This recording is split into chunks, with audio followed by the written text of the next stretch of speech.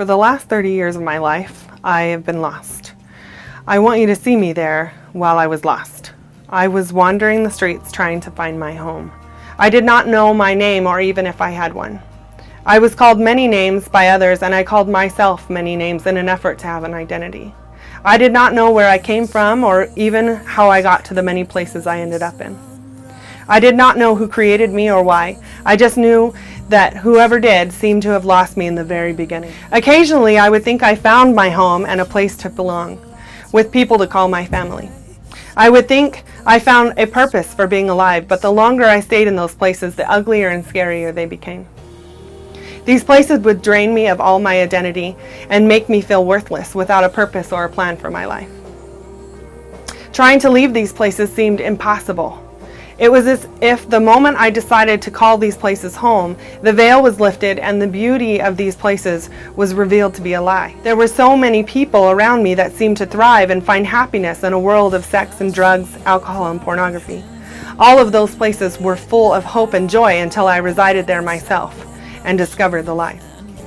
Although I was lost in seeking a safe place to rest, all throughout the years of my life, there was someone who seemed to be everywhere I went.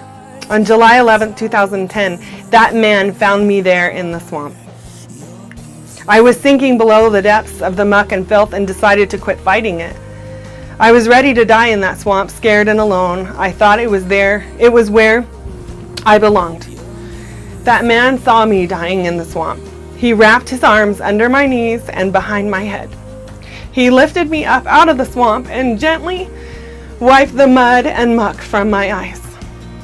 He washed me with his own hands and dressed me in his own clothes. He fed me his only food and water. He carried me over the towering mountains for miles and miles into his home. I slept there in his arms, weary and broken. I had not known him for so many years, but he always knew me. He followed me and pursued me and stayed close to me so that when I would finally recognize him and call for his help, he would be right there. He is our friend. He is our Savior, Jesus Christ. I serve him in every possible way with every spare minute because I love him, because he loved me despite my continual rejection of who he was. I spend every day talking with him and thanking him and serving him because without him I would be dead. When I sing songs of worship to him, I lift my hands toward him and close my eyes, and I see him pulling me out of the swamp over and over. I feel his tears rolling down my head and his arms wrapped around me. I tell everyone I know about him and what he did for me because he is the greatest father anyone could ever know. He is the Savior. He is the Redeemer. He is Jesus Christ.